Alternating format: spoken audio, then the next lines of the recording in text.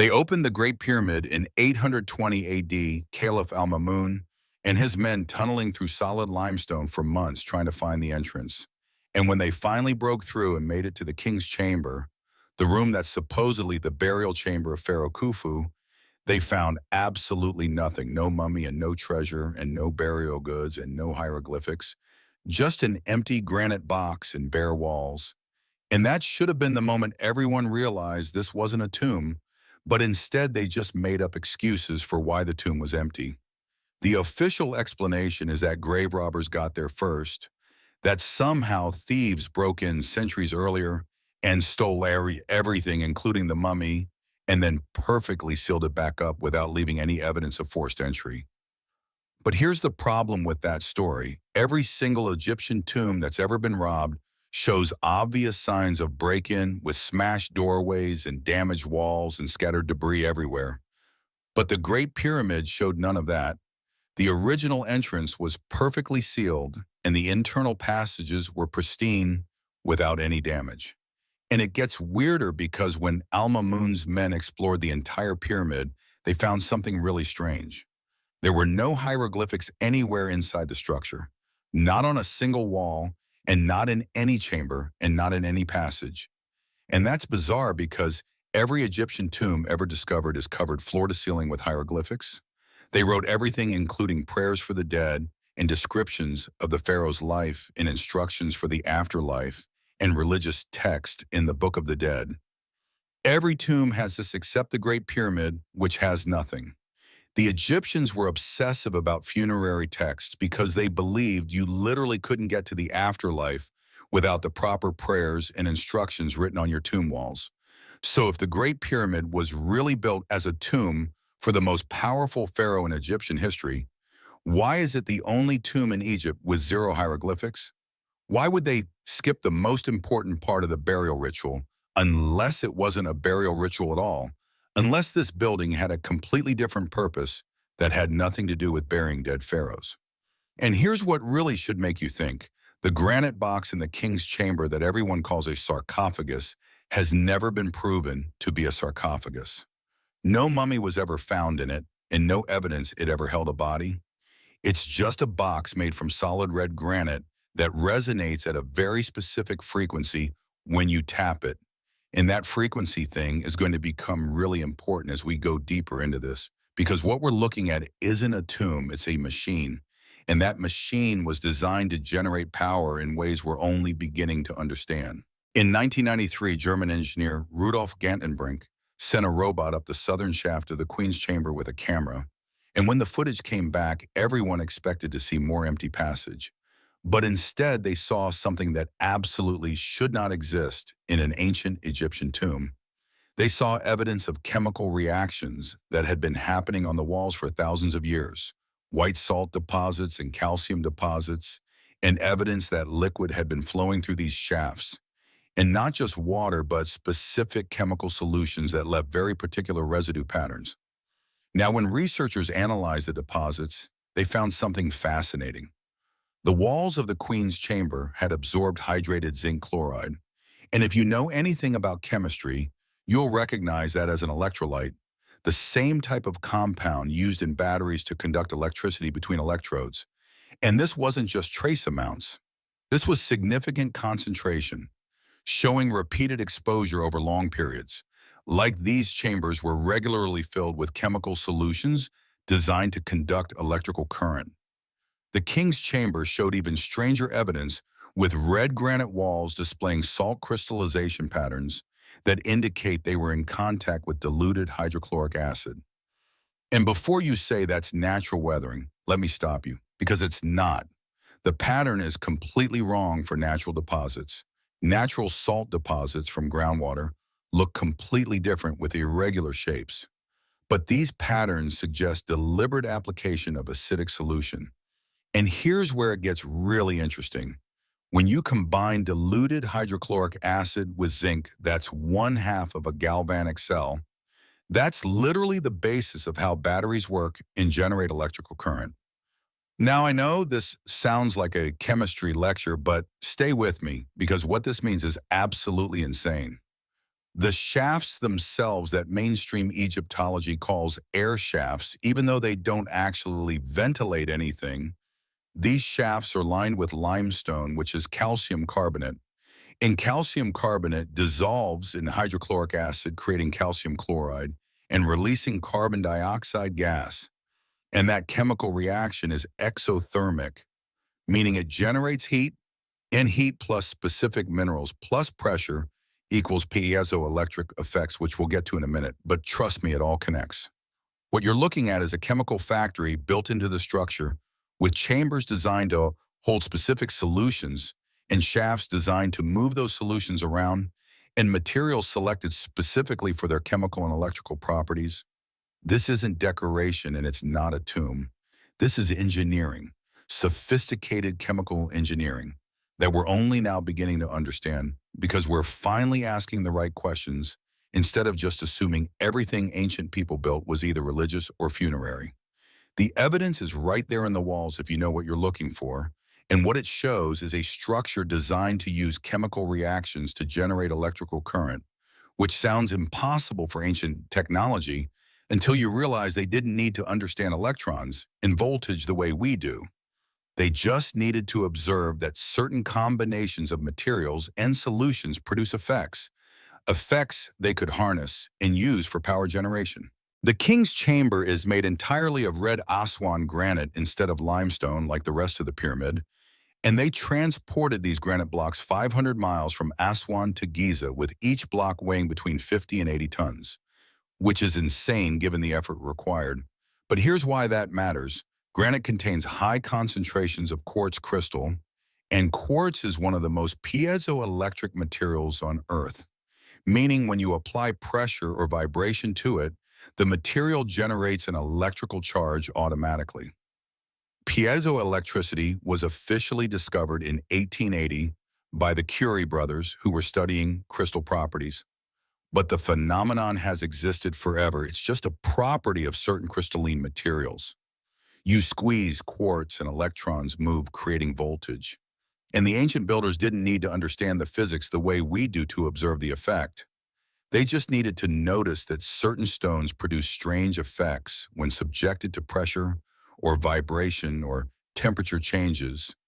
And over time, they figured out how to harness that. Now, the king's chamber isn't just made of any granite. It's made of very specific granite with extremely high quartz content. And the chamber is designed as a perfect resonance box where the dimensions create specific acoustic properties and sound waves bounce in particular patterns. And when you introduce sound into this granite chamber, the entire room vibrates at its resonant frequency. And when granite vibrates, the quartz crystals inside generate electrical current through piezoelectric effect. And this isn't theory, this is measurable physics happening right now. Engineers have measured this. In 1992, Tom Danley conducted acoustic tests in the King's Chamber and found that the room resonates powerfully at a frequency around 16 hertz, which is just below human hearing, but right in the range where vibration becomes physically felt. And when the chamber resonates at this frequency, the granite walls literally hum with energy. You can feel it if you put your hand on the stone.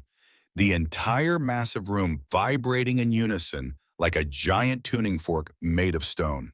But here's where it gets really mind-blowing. There are 100 granite blocks forming the walls and ceiling of the king's chamber. And above the king's chamber, there are 5 additional granite chambers called relieving chambers. And these aren't load-bearing because the pyramid would stand fine without them. They serve a different purpose. They create a stack of granite chambers separated by small air gaps. And this configuration acts as a capacitor with layers of conducting material separated by insulating gaps, exactly how you design an energy storage system. When the king's chamber resonates at its peak frequency and the granite generates piezoelectric current, that energy needs somewhere to go. And the relieving chambers above provide a reservoir, a way to accumulate and store the electrical charge being generated. And the small shafts running through the structure provide pathways for that energy to travel throughout the system. And suddenly you're looking at an ancient battery system that generates electricity through acoustic resonance and piezoelectric effects combined. This isn't speculation. This is measurable physics happening right now in that chamber. The granite is still there, and the resonance frequency still works, and the piezoelectric effect still generates current when you vibrate the stones. The pyramid is still functioning as an electrical device, even after thousands of years sitting empty in the desert without any maintenance. The so-called Grand Gallery isn't a hallway. It's 28 feet tall and 153 feet long with a core-belled ceiling that serves absolutely no structural purpose whatsoever. The pyramid would stand just fine with a normal corridor here. And for years, archaeologists couldn't explain why ancient builders would invest so much effort creating this elaborate ascending passage just for people to walk through, until acoustic engineers tested it and discovered the Grand Gallery is a massive resonance amplifier designed to generate and focus specific sound frequencies. The core-belled ceiling creates multiple reflecting surfaces at precise angles, and when sound enters the Grand Gallery, it bounces between these surfaces in a very specific way. The sound doesn't just echo randomly, it reinforces itself at particular frequencies while canceling out others through destructive and constructive interference. And the result is that certain frequencies get amplified enormously while everything else disappears. And the frequency that gets amplified the most is the same frequency the King's Chamber resonates at naturally. Engineers have measured the acoustic properties of this space, and what they found is remarkable. If you create sound at the bottom of the Grand Gallery, by the time it reaches the top near the King's Chamber, that sound has been amplified by a factor of more than 100, and it's been purified into a very narrow frequency band. Essentially, the Grand Gallery functions as an acoustic waveguide and amplifier, taking complex sound and converting it into pure resonant frequency. Now here's where the chemistry and the acoustics come together in this brilliant system. The Queen's Chamber sits below the Grand Gallery, and it has those shafts we talked about with the chemical residues. And researchers believe the Queen's Chamber was where the chemical reactions took place, with diluted hydrochloric acid reacting with zinc and limestone, creating heat and gas pressure and small explosions. And those reactions would produce sound, lots of random chaotic sound from bubbling and chemical processes. That sound would travel up through the passages into the Grand Gallery, where it gets filtered and amplified into pure resonance frequency, and that purified, amplified sound then enters the King's Chamber, where it causes the granite to vibrate at its resonant frequency, and vibrating granite generates electrical current through piezoelectric effect. So you have this brilliant system where chemical energy gets converted to acoustic energy, which gets converted to vibrational energy, which gets converted to electrical energy. The entire pyramid is essentially a frequency converter and amplifier, using chambers carved to exact specifications to transform one form of energy into another, and every single element serves a purpose. The Queen's Chamber for chemical reactions, the Grand Gallery for acoustic amplification, the King's Chamber for piezoelectric generation, the relieving chambers for energy storage, and the shafts for moving both chemicals and energy throughout the structure. This level of sophisticated engineering suggests the builders understood acoustics and resonance and energy conversion at a level we're only beginning to appreciate. They weren't primitive people stacking stones. They were advanced engineers designing a power generation system, and they did it without any of the mathematical frameworks or technology we use today, which either means they had different technology that's been lost, or they had thousands of years to develop this through observation and experimentation. They lied to you about the air shafts, these four narrow passages running from the King's and Queen's chambers, angling upward through the pyramid's mass.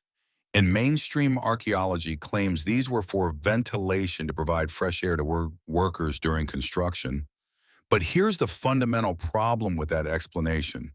The shafts from the Queen's Chamber don't actually reach the outside, but instead stop deep inside the pyramid walls. And the shafts from the King's Chamber were originally sealed at both ends, so they couldn't have been for airflow. They didn't ventilate anything. What makes these shafts really interesting is their precision alignment that shouldn't be possible with primitive surveying tools. The southern shaft from the King's Chamber points exactly at Oninitak, which is the lowest star in Orion's belt, and the northern shaft points precisely at the ancient pole star Alpha Draconis. And these alignments aren't approximate. They're exact within a fraction of a degree. And that level of precision over such long, narrow shafts running through solid stone requires sophisticated surveying and engineering. But astronomical alignment doesn't explain function. It just tells you they cared about orientation. The real question is, what were these shafts actually doing? And when researchers analyzed their construction, they found something strange. The shafts are lined with limestone, which is an electrical insulator, but they have copper fittings at specific points. And copper is an excellent conductor. So you've got insulated channels with conductive elements strategically placed, which is exactly how you design a system for moving electrical current safely through a structure. Rudolf Gantenbrink's robot discovered something else in the southern shaft of the Queen's Chamber. There's a limestone door with copper handles embedded in it, and behind that door, the shaft continues upward.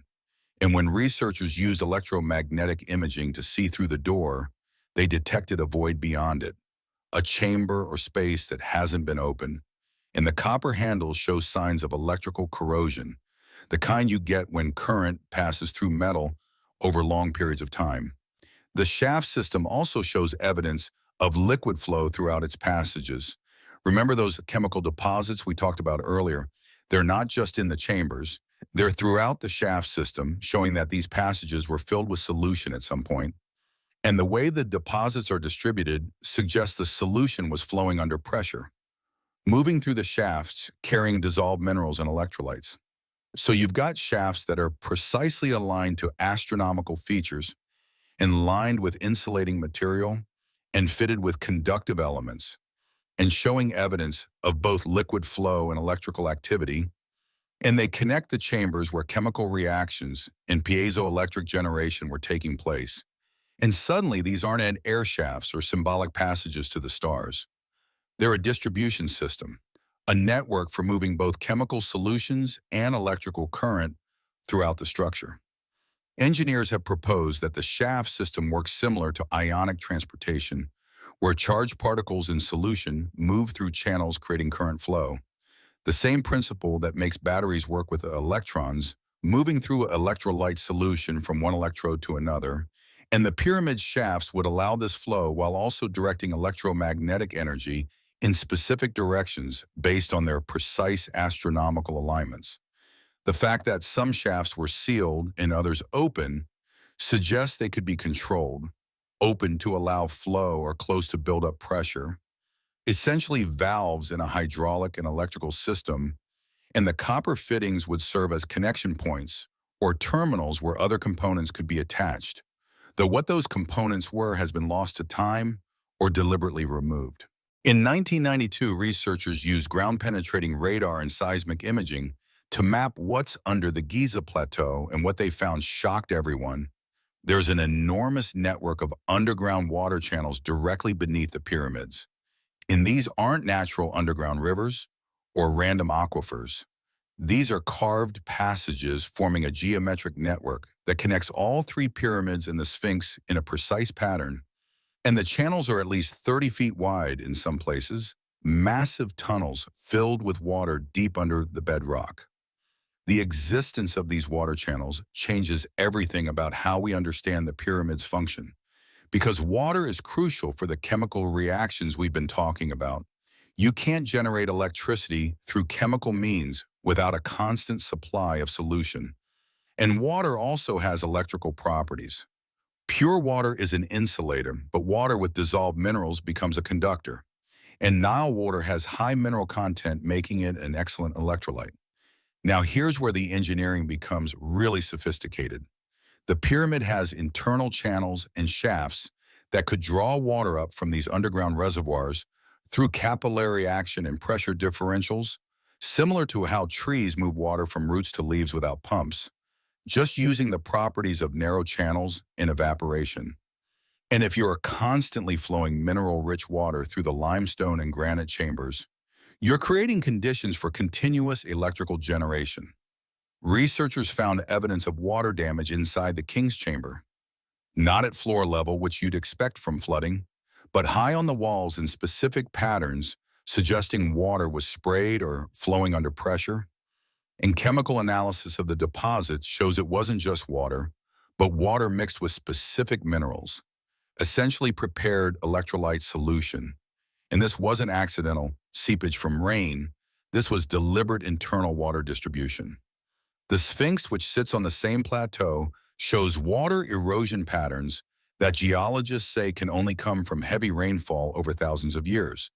But Egypt hasn't had that kind of rainfall in recorded history. The erosion must be from an earlier period when the climate was different, which suggests the water systems were active during a much wetter climate, or the underground water channels were flowing with enough volume to create erosion effects on the surface structures. Christopher Dunn, who's an engineer, not an Egyptologist, proposed that the pyramid functioned as a water pump, as well as a power plant, using acoustic vibration to move water through the internal channels. And tests have shown that vibrating a column of water at the right frequency can make it flow upward against gravity. So the same acoustic resonance we talked about earlier could serve double duty, both generating piezoelectric effects and pumping electrolyte solution through the system. The limestone casing stones that originally covered the pyramid's exterior were polished smooth and would have been constantly wet from capillary action, drawing moisture up from underground. And wet limestone in sunlight creates a slight electrical charge through photoelectric effects. So even the outer surface could have been part of the electrical system. The entire pyramid functioning as one massive energy device with multiple generation methods working simultaneously. What's really interesting is that the water channels under Giza align with underground water channels found at other ancient sites around the world. Teotihuacan in Mexico has them, and certain temples in India have them. And they all show evidence of being artificially modified to carry water in specific directions and to connect with sacred structures, suggesting there was a global understanding of water's role in sacred technology. Or maybe these sites were all built by the same civilization that understood these principles. In 1998, engineer Christopher Dunn brought sensitive electromagnetic field meters to the Great Pyramid and took measurements throughout the interior and around the exterior. And what he found should have made international headlines. The pyramid is emitting measurable electromagnetic radiation, not just trace amounts, but significant output. And this isn't coming from any modern electrical sources or equipment. This is emanating from the pyramid structure itself. The ancient stones are still generating and transmitting electrical energy after sitting in the desert for thousands of years.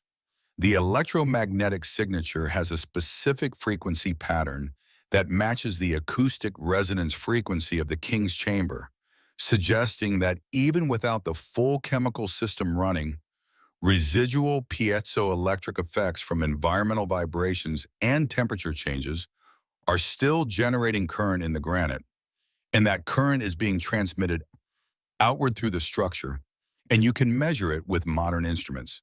This isn't theoretical. This is happening right now. Nikola Tesla, who was obsessed with wireless power transmission, studied the pyramids intensely and believed they were designed for exactly that purpose, transmitting electrical energy through the air without wires. And his Wardenclyffe Tower that he never finished building was based on the same principles. A tall structure with specific geometric properties designed to resonate at particular frequencies and broadcast power electromagnetically. Tesla understood something that mainstream science ignored for decades. You don't need wires to move electricity. You can transmit it through electromagnetic fields if you have a powerful enough source and the right frequency.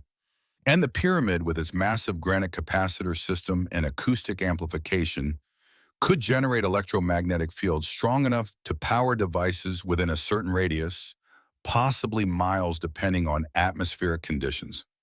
The pyramid shape itself is significant for wireless transmission.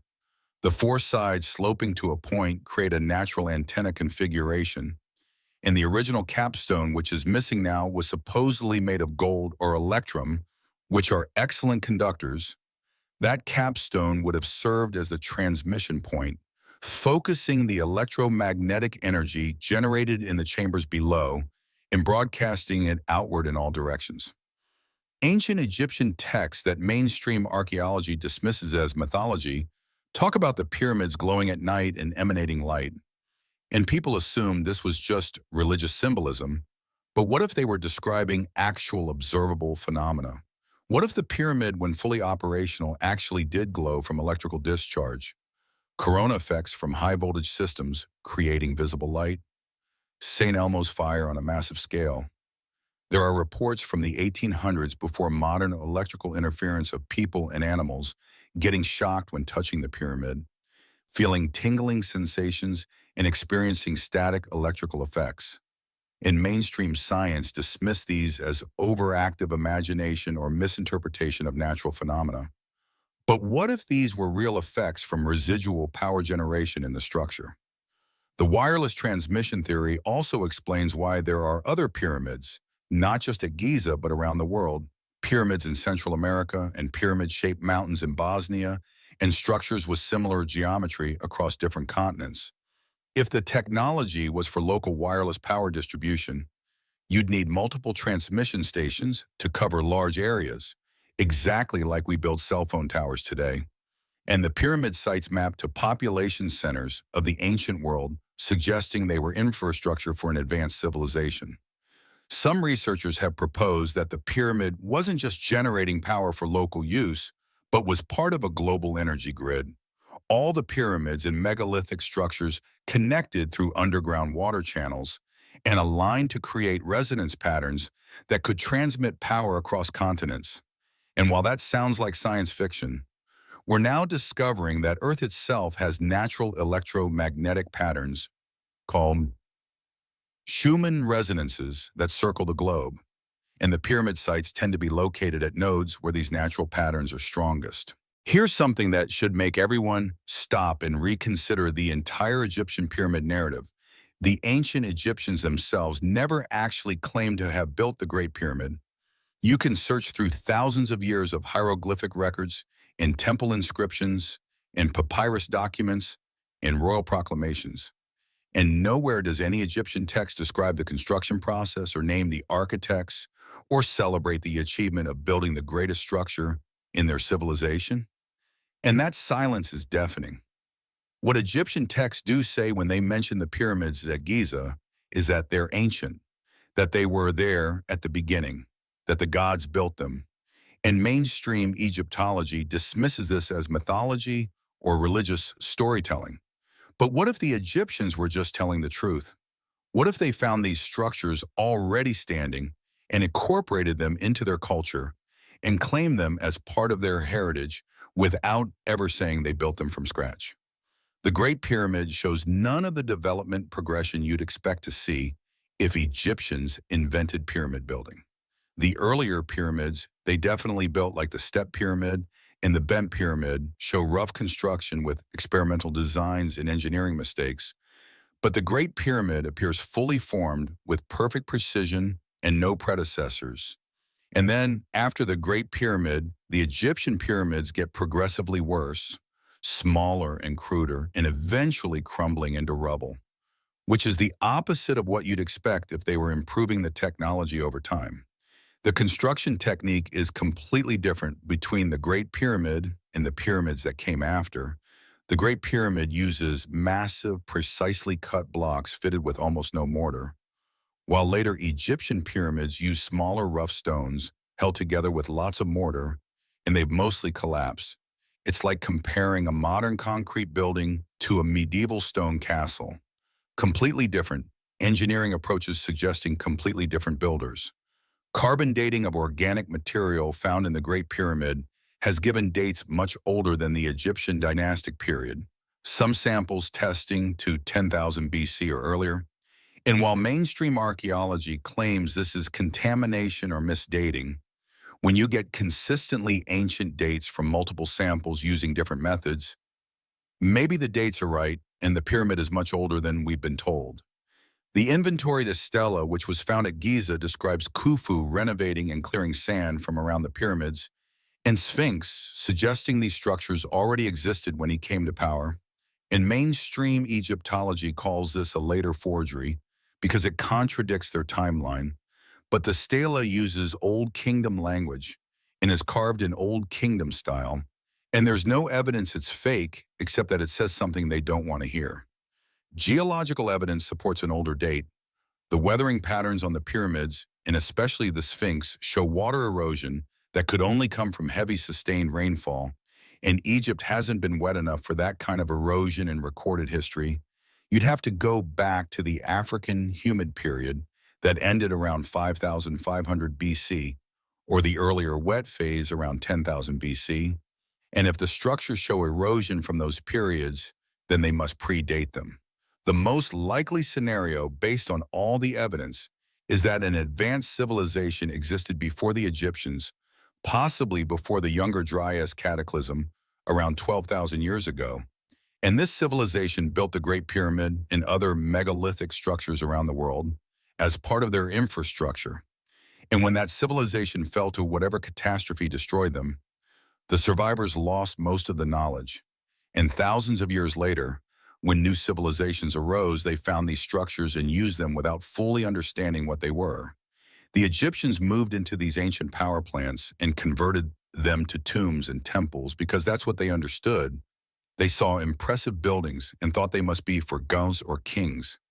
They added their hieroglyphics to the outer courts and built smaller pyramids nearby, trying to copy what they found. But they never achieved the same scale or precision because they didn't have the knowledge or technology of the original builders. In 1993, when German engineer Rudolf Gantenbrink sent his robot up the Queen's Chamber shaft and discovered that limestone door with copper handles, it was one of the biggest archaeological discoveries in decades. Everyone wanted to know what was behind that door. But the Egyptian government immediately shut down the exploration and revoked Gantenbrink's permits and banned him from the site and refused to allow any further investigation. And that response should tell you everything about whether they want the truth to come out. It took 9 years before they finally sent another robot up that shaft in 2002. And when they drilled through the door, they found another door behind it. And they haven't opened that one either. They just stopped without explanation. No follow-up plan, just silence. And when researchers ask why they're not continuing the exploration, they get bureaucratic runaround or claims about protecting the monument, but protecting it from what? From knowledge and from discovery. Zahi Hawass, who was the head of Egyptian antiquities for years, has actively suppressed any research that suggests the pyramids are older than the dynastic period or that they serve purposes other than tombs. He shut down geological surveys and blocked ground-penetrating radar studies and prevented engineers from taking detailed measurements. And any researcher who publishes findings that contradict the official narrative finds their permits revoked and their access to sites terminated permanently. This isn't about protecting ancient monuments from damage. Researchers use non-invasive techniques that don't harm anything. This is about protecting a narrative, about maintaining the story that Egyptian pharaohs built these structures as tombs because that story supports modern Egyptian national pride and tourism revenue. Admitting the pyramids were built by an earlier unknown civilization would undermine decades of Egyptological claims and raise uncomfortable questions about what else we've been wrong about. The suppression isn't just Egyptian. Mainstream academic institutions worldwide have huge investments in the current historical timeline. Textbooks have been written and careers have been built, and university departments exist specifically to teach ancient Egyptian history as currently understood. And if you suddenly say, actually, the pyramids are 10,000 years old and they were power plants, you're invalidating thousands of papers and decades of scholarship, and no one in those institutions wants to admit they've been wrong about something so fundamental. There's also the problem of what it means if an advanced civilization existed before recorded history and then disappeared completely.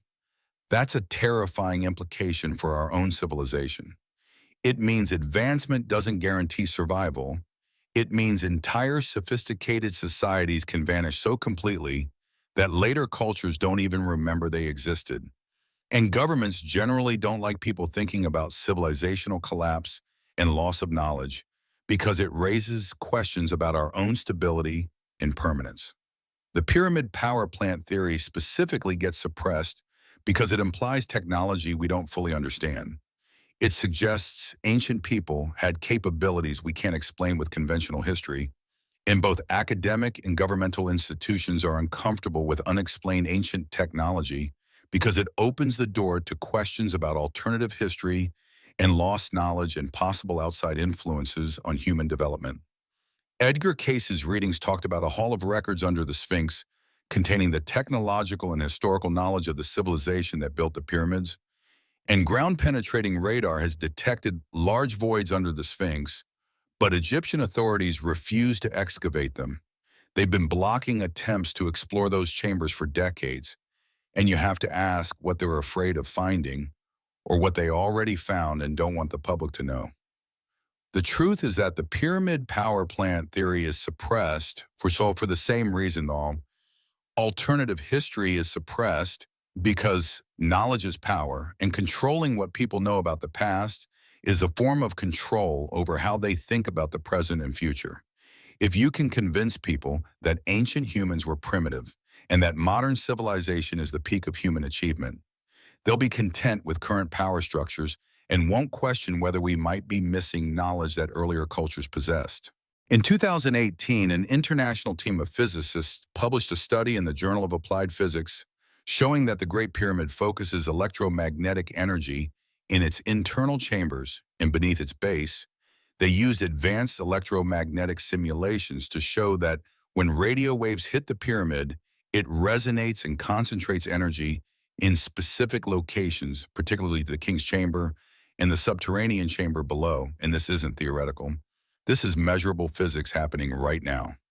The pyramid's shape and internal structure create electromagnetic resonance, where limestone blocks act as a resonator, while granite chambers behave as concentrators, and the specific dimensions cause incoming electromagnetic radiation to be focused and amplified inside the structure.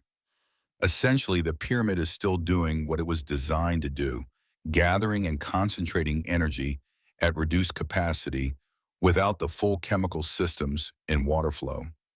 Modern electromagnetic field meters detect continuous output at multiple frequencies. There's a base resonance around 16 Hz, matching the King's Chamber acoustic frequency, with higher components in kilohertz and megahertz ranges.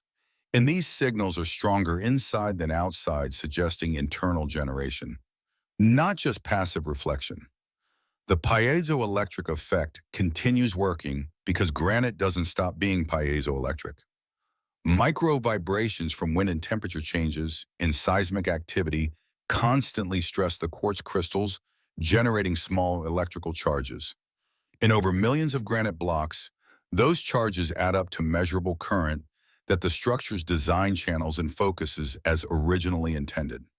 Researchers have documented ball lightning phenomena and unusual electromagnetic effects around the pyramid during sandstorms when air has high electrostatic charge. Witnesses report luminous spheres and crackling sounds and electrical tingling, consistent with high voltage discharge from the pyramid still generating and accumulating charge in its capacitor system. The pyramid still functions after thousands of years without maintenance. Modern power plants need constant upkeep and last decades at most.